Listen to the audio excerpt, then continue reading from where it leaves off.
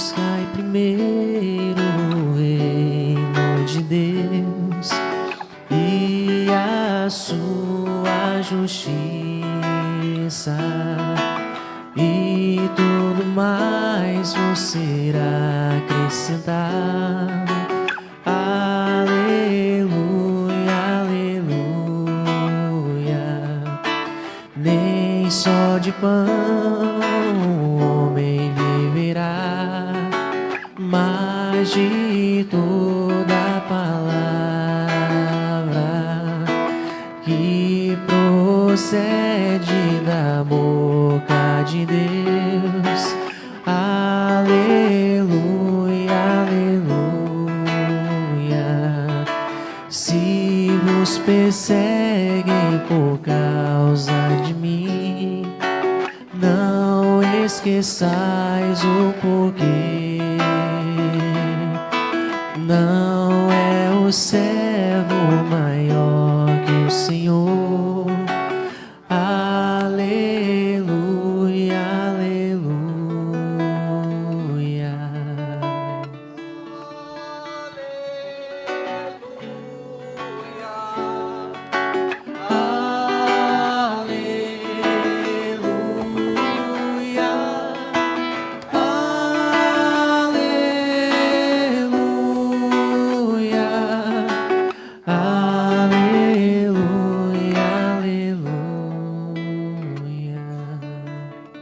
O Senhor esteja convosco.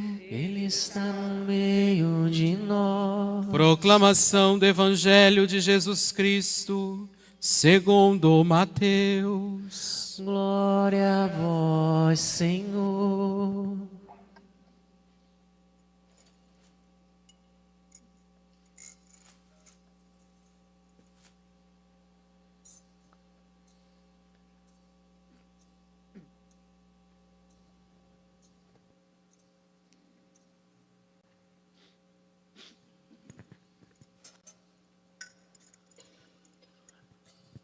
Naquele tempo, Jesus tomou consigo Pedro, Tiago e João, seu irmão, e os levou a um lugar à parte, sobre uma alta montanha. E foi transfigurado diante deles. O seu rosto brilhou como o sol, e as suas roupas ficaram brancas como a luz. Nisto apareceram-lhes Moisés e Elias, conversando com Jesus. Então Pedro tomou a palavra e disse: Senhor, é bom ficarmos aqui. Se queres, vou fazer aqui 3 tendas, uma para ti, outra para Moisés e outra para Elias.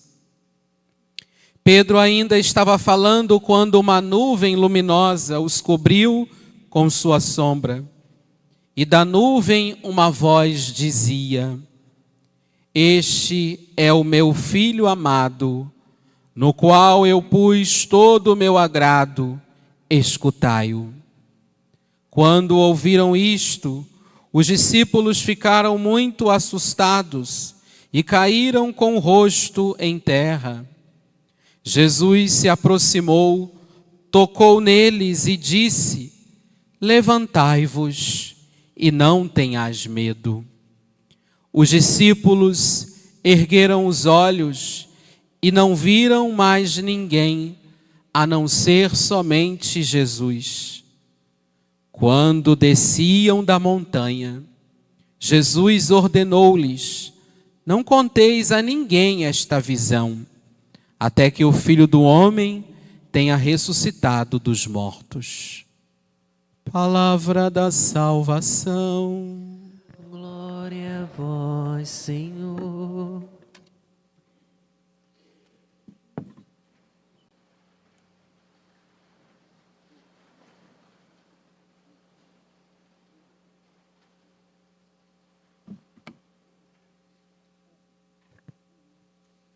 Meus irmãos e minhas irmãs, hoje 6 de agosto, celebramos a transfiguração do Senhor.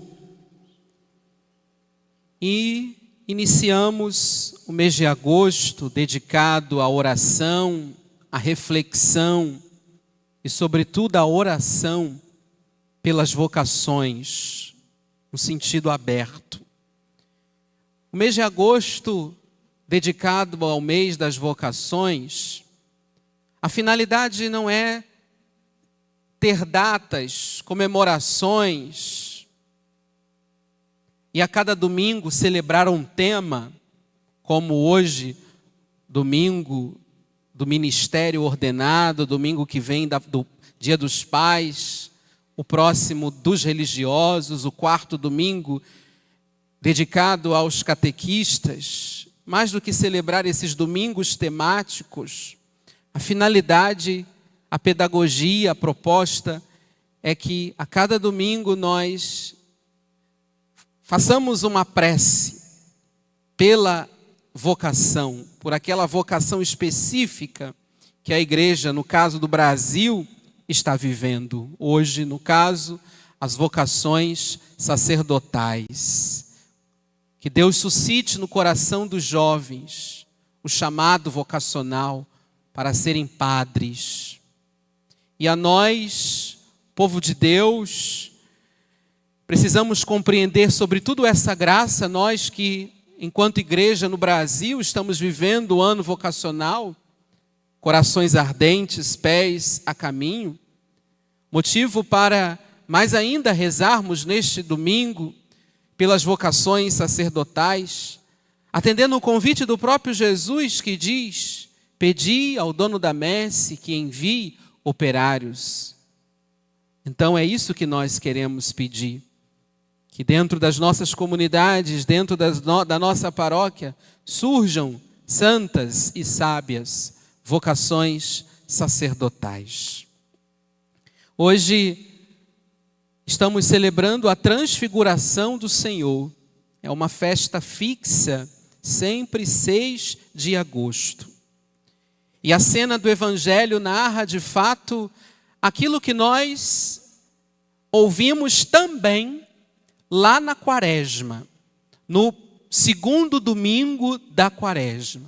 Embora lá não celebramos a transfiguração do Senhor, e o sentido é a preparação para a Páscoa, a liturgia de hoje narra para nós a mesma cena do segundo domingo da Quaresma, embora não seja também uma duplicata, duas coisas semelhantes, não é isso. O evangelho é o mesmo, mas o sentido pode ser outro. Lá é a preparação da Páscoa e aqui é o mistério propriamente que nós estamos celebrando, a transfiguração de Jesus.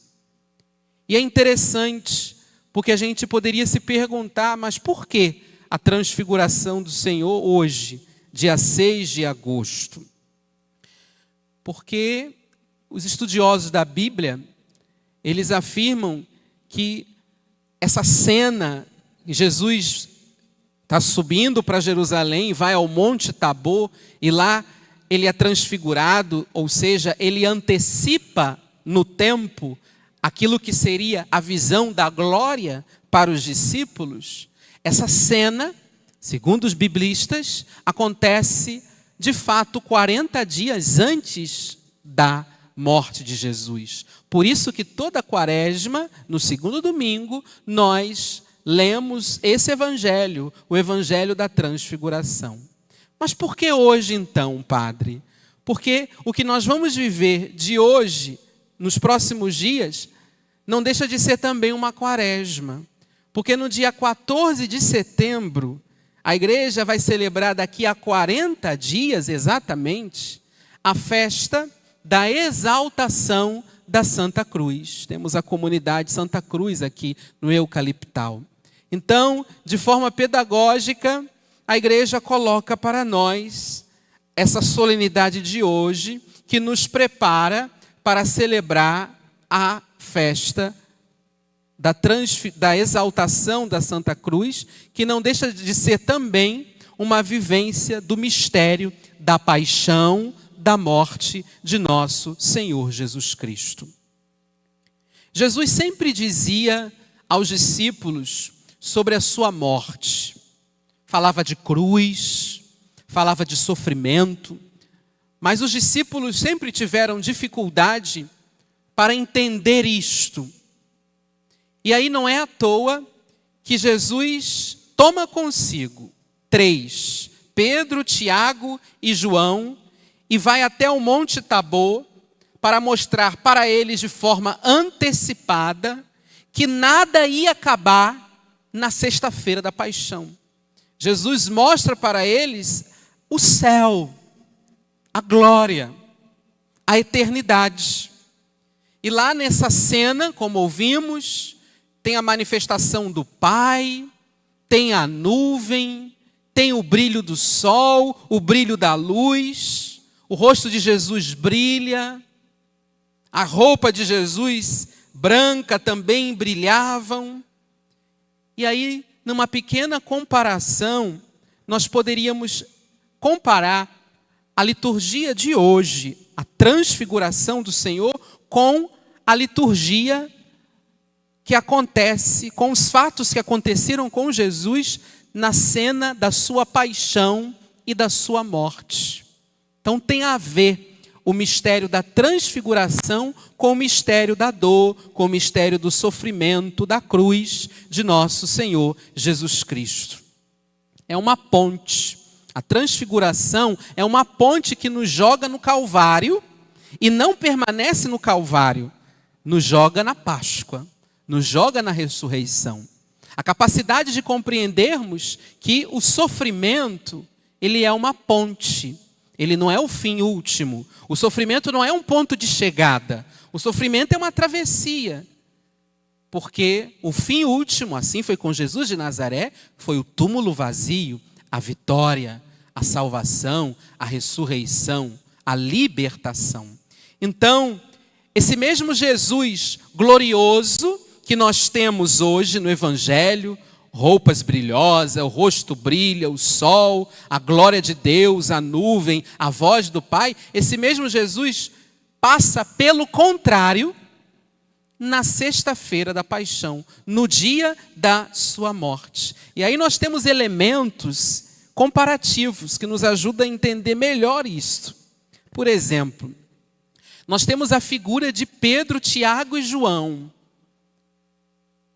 Esses três, apenas esses três que estavam lá, vendo esse momento de intimidade. Somente Pedro, Tiago e João também estarão lá no Getsêmani, quando Jesus vai suar sangue, com pavor da morte. Um outro elemento importante é que o Evangelho de hoje fala da transfiguração, o rosto brilhou, roupas brancas, o sol aparece, mas lá no Calvário, o Evangelho conta para nós que era entre 12:00 e 3h da tarde e as trevas escureceu a terra. Aqui tem luz, lá no Calvário tem trevas. Interessante que lá no Calvário, Jesus tentou se comunicar com o Pai. Ele fala com o Pai, mas o Pai fica em silêncio. Meu Deus, por que me abandonastes? Hoje, o Pai não fica em silêncio. No Evangelho, o Pai fala, o Pai se comunica. Este é meu filho amado, escutai o que ele diz. No sofrimento, Deus silenciou, aqui Deus se revela. Aqui tem um dado interessante, que serve para todos nós. É um grande desafio entender isto que o padre vai falar. Às vezes, diante do sofrimento que nós passamos, aqui estão os pais da criança falecida há 7 dias. Às vezes, diante do sofrimento que nós passamos, a doença, não sei o que é sofrimento na tua vida. Às vezes a gente precisa conviver, compreender, entender e aceitar o silêncio de Deus. Diante do sofrimento, Deus silencia às vezes. Silenciou na cruz, diante do grito do filho: meu Deus, por que me abandonastes? Ele não está indiferente ao nosso sofrimento. Ele não está apático à nossa dor. Pelo contrário. Mas o silêncio de Deus é pedagógico, é libertador, é curativo. Precisamos trabalhar isso em nós. Um outro elemento é a figura de Moisés e Elias, que aparecem ali entre Jesus.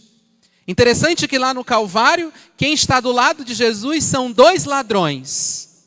Um até se converte. Hoje mesmo tu estarás comigo no paraíso. 2 homens marginalizados pela sociedade. Aqui no Tabor, nós temos 2 homens importantíssimos para a história da salvação: Moisés e Elias. Lá 2 ladrões. Agora no Tabor nós temos Moisés e Elias. Moisés, o grande líder da libertação, fez a experiência com Deus, sobretudo aonde? No monte Sinai.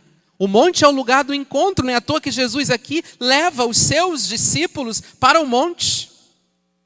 Elias também liberta o povo da idolatria no monte. Que monte? No monte Horebe, também lugar do encontro. Então nós temos aqui, meus irmãos, na figura de Moisés, na figura de Elias, o próprio Jesus Cristo, que é não mais o líder da libertação como Moisés foi, mas Jesus é a própria libertação. Ele é aqui agora o novo Elias. Elias que libertou o povo da idolatria. Jesus é o novo Elias que nos liberta dos nossos pecados, das nossas mazelas. Jesus é o novo Moisés que não mais apresenta as tábuas da lei, os 10 mandamentos, mas a maior e a melhor de todas as leis, o amor a Deus, ao próximo e a si mesmo. Portanto, aqui nós temos um ponto de chegada. Jesus, nesse sentido, é a personificação da lei. O rosto brilhou. Quando o rosto brilha, a gente subentende beleza, coisa boa. Mas lá no Calvário, diz o profeta Isaías, fazendo referência à figura do servo sofredor, e é a leitura que a gente lê toda sexta-feira da paixão, antes daquele evangelho longo. Isaías fala que o seu rosto não tinha aparência e nem beleza. E hoje tem beleza e aparência. Mas lá no Calvário não. Porque chicotearam, espancaram, bateram e até mataram Jesus. Esse Jesus desfigurado pelos homens é um Jesus glorioso ao terceiro dia. Então ele antecipa para os discípulos, como vamos rezar na oração prefacial, o escândalo da cruz, fazendo com que eles compreendam. E mesmo assim, alguns não compreendem, né? Tanto que os discípulos de Emaús, eles metem o pé, perdão da palavra, eles fogem porque achavam que tudo tinha acabado lá na cruz de nosso Senhor Jesus Cristo. Meus irmãos e minhas irmãs, celebrar a transfiguração do Senhor no contexto, no início do ano vocacional, é muito interessante porque nos faz também pensar na imagem de uma montanha, que é o lugar do encontro, o Monte Tabor. Hoje é uma igreja, um espaço de peregrinação. Esse lugar bonito onde Jesus leva consigo Pedro, Tiago e João. E é interessante também outro detalhe, que não pode passar despercebido. Padre, mas Jesus não tinha 12 discípulos? Por que ele não levou os 12? Tem uma coisa interessante aqui. É um momento íntimo. É um momento de muita confiança. A gente pode ser amigo de todo mundo, mas confiança a gente confia apenas em alguns. Nem é todo mundo que a gente confia. É uma questão de afinidade. E afinidade é a coisa mais humana que tem.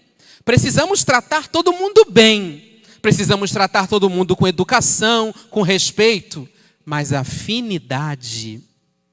Quem vai participar da nossa intimidade, isso é uma questão de escolha. A gente seleciona quem vai ser íntimo, quem vai ser o nosso amigo de verdade. A gente escolhe. Isso foi com Jesus. Dos 12, 3 ele tinha afinidade. E dos 3, amava um, o discípulo amado, que a tradição atribui a João. Então isso é humano, esse lado humano de Jesus Cristo é importante. E ele chama esses 3 para testemunhar, participar desse momento sublime, desse momento significativo. Pedro, Tiago e João, que estavam lá embaixo, lá na planície, e agora, com o coração ardente, com os pés a caminho, eles, a convite de Jesus, Jesus que vocaciona eles, Jesus que chama eles, vamos até o Monte Tabor, e lá no monte eles fazem essa experiência com Deus, corações ao alto. O corpo também estava no monte, mas mais do que o corpo, o nosso coração precisa estar no alto. O padre daqui a pouco fala, corações ao alto, e vocês vão responder, o nosso coração está em Deus. É isso que precisamos fazer. Precisamos sair da planície.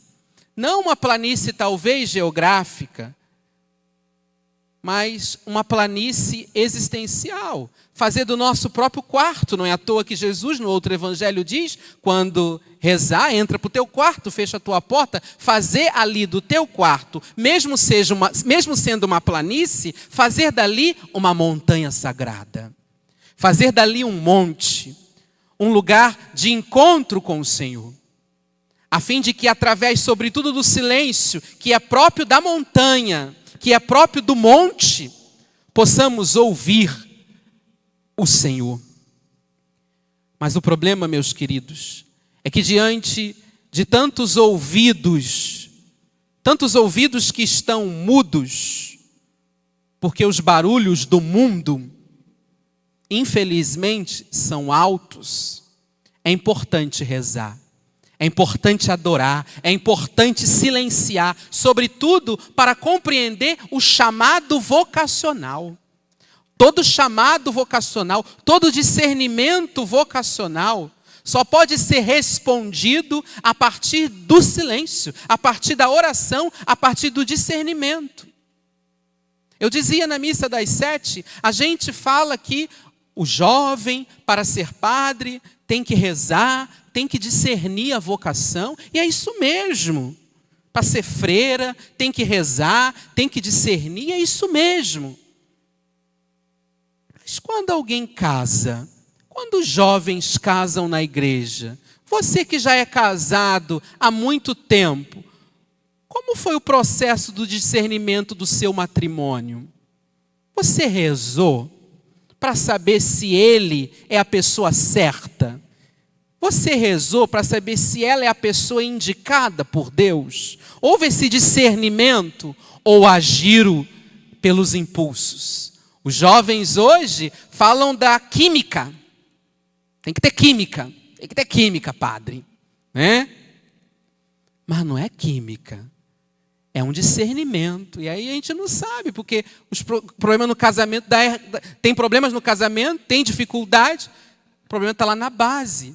Porque não fizeram esse discernimento juntos. Um achou o outro bonito, teve química, né? Ela é a coisa mais linda, ele é o cara. Às vezes casa por dinheiro, não sei, para se libertar às vezes da casa, da família, do pai. Tudo errado. E o discernimento? Com alguém experiente, com um casal experiente, para saber se ela é a minha Maria, se ele é o meu José. Aos casais que vão casar na igreja, façam essa experiência, fica aqui esse convite do padre. Antes de ir lá fazer a catequese matrimonial, começar o processo, entra num processo de discernimento, até porque, volto a falar, não se escandalize, namoro foi feito para terminar, é discernimento, é isso. Estar no seminário não significa que vai ser padre. Estar namorando não significa que vai casar. É um discernimento. Discernimento para ouvir a voz.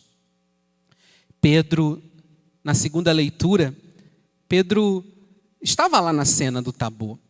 O negócio foi tão perfeito que Pedro, depois, ele narra a sua experiência pessoal de como foi a transfiguração do Senhor. É a segunda leitura de hoje da carta de 2 Pedro, capítulo 1, versículos 16 a 19. Olha o que Pedro está falando em relação ao que ele experimentou no Evangelho. Não foi seguindo fábulas inventadas. A transfiguração não foi uma fábula. Que vos demos a conhecer o poder e a vinda de Jesus, mas sim por termos sido testemunhas oculares de sua majestade. Pedro aqui deixa claro que o momento lá no Monte Tabor foi sublime, foi um momento forte. Uma liturgia silenciosa, foi uma liturgia, porque ouviu a palavra, ouviu a voz do Pai, uma liturgia voltada, marcada pela contemplação, uma liturgia lá do Monte Tabor envolvida pela intimidade divina. A liturgia é isso, nós estamos aqui. A liturgia é o Monte Tabor. Aqui estamos para contemplar a glória de Deus. Aqui estamos para ouvir a voz do Filho amado do Pai Jesus Cristo. Não é isso que estamos fazendo? Ouvimos as leituras, agora ouvindo essa pregação. Celebrar, meus irmãos, o mistério da transfiguração do Senhor é um convite a fim de que a nossa experiência, o nosso discernimento vocacional aconteça, a nossa vida de oração, sobretudo, aconteça pela contemplação, pelo silêncio, pela adoração, pela intimidade. Aqui está um aspecto da palavra de Deus hoje, que também nos chama a atenção. Celebrar a transfiguração do Senhor é refletir sobre uma espiritualidade que tem como convite a cada um de nós a contemplarmos o Senhor, a adorarmos o Senhor. Contemplar é um jeito de orar. Contemplar é um jeito de rezar. Contemplar é um modo de se colocar na presença de Deus. Percebam que a oração contemplativa, que os místicos, os teólogos, eles vão dizer que não é todo mundo que consegue, não. Porque é um exercício muito grande. Grandes santos conseguiram, João da Cruz, Teresa d'Ávila, São Bento, grandes místicos. Porque a contemplatio, a oração da contemplação, não é você rezar com a mente, não é isso. Não é fechar a boca e rezar com a mente. Às vezes a gente reza com a mente. Nossa boca está fechada, mas aqui dentro a gente está falando. A gente está falando com Deus. A contemplação é fechar a boca, abrir os ouvidos e não permitir que nem a mente fale. E somente o envolvimento daquela situação, a adoração, a oração, aquilo me faça entrar nesse grande mistério de Deus, que é que Pedro, Tiago e João viveram. Para isso, para vivermos a contemplação, é preciso um exercício muito difícil nos dias de hoje: o silêncio. É muito difícil hoje o silêncio. Santo Ambrósio dizia: o diabo busca sempre o barulho, Deus busca o silêncio. Às vezes tem barulho demais, até dentro da igreja. É gente conversando, gente correndo, gente brincando. Às vezes a gente não respeita nem quem quer rezar, quem quer silêncio na igreja. Mas para entrar nesse clima de contemplação, de ouvir a voz do Pai e fazer a vontade de Jesus, a convite de Jesus, a convite do Pai, precisamos silenciar, para entrarmos nessa contemplação. Contemplar é rezar na gratuidade. Contemplar não é rezar pedindo coisas, não é rezar falando coisas, suplicando coisas. Contemplar é simplesmente rezar, silenciar, não fazer pedidos, se colocar diante de Deus para adorar, como Pedro, Tiago e João. Aqui a gente até tenta fazer essa experiência toda quinta-feira, às 15h, o Santíssimo Sacramento é exposto. Colocamos um fundo musical e Jesus fica aqui, te esperando para viver esse momento de intimidade com Ele, para que aqui nesse silêncio sagrado, dessa montanha sagrada que é a igreja, possamos sair daqui fazendo a vontade do Senhor. Tem um outro dado interessante que não pode passar despercebido. Eles descem da montanha. Eles não ficam na montanha. Jesus pede para não contar nada. Jesus pede segredo. Mas eles descem da montanha. Eles não ficam na montanha. Isso significa que a nossa vida espiritual não se reduz apenas ficar na igreja. Não se reduz apenas ficar no amém, glória a Deus, aleluia. Às vezes é preciso descer da montanha, porque lá na planície, lá embaixo, tem rostos desfigurados. E esses rostos desfigurados, pela morte na família, pela doença, pela fome, pelo desemprego, não sei, tantos problemas sociais. Esses rostos desfigurados precisam de nós, que fizemos a experiência aqui, no Tabor da liturgia, vivemos também a experiência da transfiguração, para que nós, ao sairmos daqui, aos que cantamos isso no canto de abertura, mestre, ao sairmos daqui, nós iremos teus passos seguir com sementes nas mãos. E é isso. Para que quando sairmos daqui, lá embaixo, lá na planície, que pode ser tua casa, que pode ser tua família, teu emprego, tua faculdade, tua rua, teus colegas, lá embaixo, lá na planície, levar a eles, a estes desfigurados, a glória e o brilho da transfiguração, da ressurreição de Jesus. Amém.